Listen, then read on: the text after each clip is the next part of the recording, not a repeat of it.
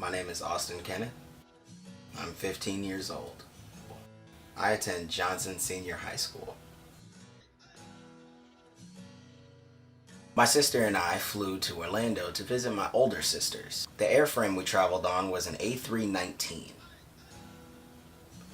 Sky conditions were clear and it was a very smooth overall flight.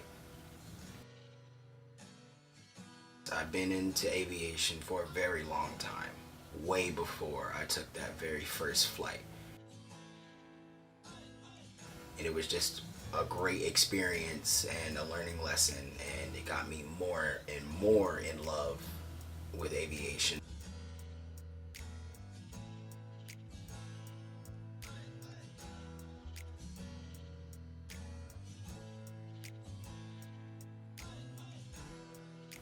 As a little kid, I just saw that airplane fly over and I was just like, wow.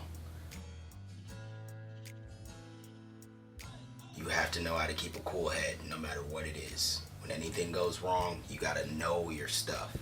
Two, you gotta have great study habits.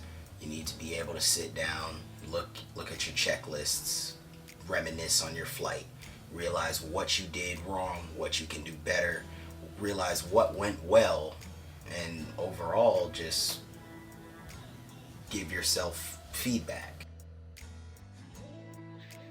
This career path comes with a lot of responsibility because not only are the people in your plane lives at stake, it's your life and anyone on the ground. You have to know your stuff. You have to know who you're dealing with and what you're dealing with. You have to know that aircraft piece by piece. You have to know your flight plan piece by piece. Nothing can go unnoticed.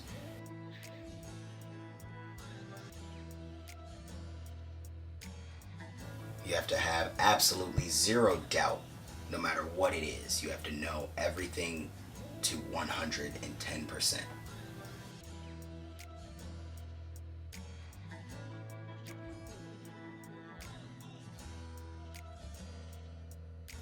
It takes a very special person and a very special skill to be able to maintain that cool head and to be able to maintain a professional attitude no matter what the case is. You're still in a professional environment, people's lives are still at stake. If you get told to hold or go around for spacing, you do it.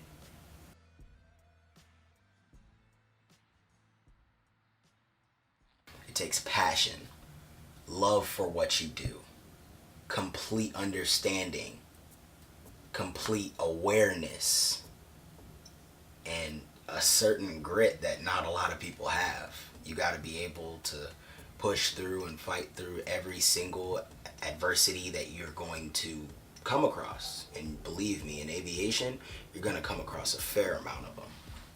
No matter what you do, you got to know that it's not just my life that's at stake. It's everyone that's in that aircraft. It's everyone that's on the ground. You have to know that your career is at stake.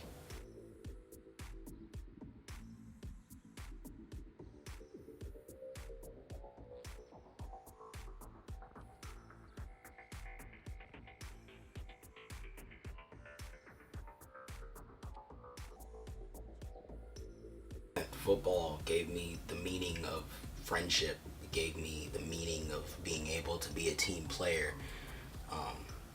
JROTC, I know how to lead. Became captain of the drill team. It was my turn to step up to the plate. I know how to lead now. I know how to communicate with the people that are in my group. And the same will go for when I'm the captain of an aircraft. You have to know how to communicate with your flight crew. You have to know how to communicate with ATC. Not only did JROTC give me that leadership, it also was able to solidify my etiquette and how I pronunciate my words. The flight simulators that I play and that I fly and land and communicate as well, it gave me the ability to be able to follow instructions. And pure confidence. I've always been confident that I have what it takes, from what my parents taught me, from the examples that my sisters and my family set for me, from the things that people have just told me by meeting me. I've always had the confidence that I have what it takes. I've never doubted myself, and I never will doubt myself. That's also one more thing and a big part of your career that you're going to have if you do pursue that career as an aviator. Doing what ATC tells you to do. That is done no matter what. You get told to go around, you go around. You get told make left traffic, runway 26 left, you make left traffic. You get told enter left downwind, runway 26 left, you enter that left downwind. You get told do not exceed 250 knots, you do not exceed 250 knots. Your life is not the only life that's at stake. It's multiple people, and that could be hundreds, even thousands. Junior ROTC told me a lot about discipline. We had to stand at parade rest for more than 45 minutes at a time, and that's a piece of cake to a lot of you veterans out there.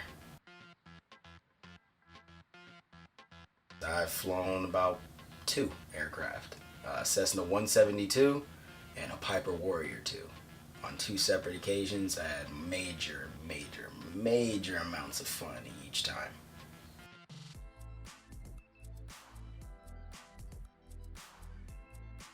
The first time I flew, I sat in the right seat for second in command.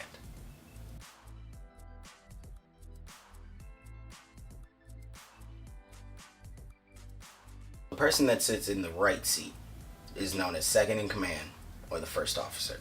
The person that sits in the left seat, that is the captain. They're the pilot in command, and they have the official say in anything that goes on in that aircraft. Although they do, the first officer and the captain, they have to communicate and they have to work together to solve any issue. The pilot in command, left seat, captain, can say, first officer, take the controls. As I continue to get the knowledge, the understanding, as I continue to finish ground school, and as I go through and get all those flight hours that I need so I can actually hold that certification card that says I am a certified private pilot, a VFR pilot, I will have had the experience, I will have had the knowledge, and I'll be completely ready, 100,000%.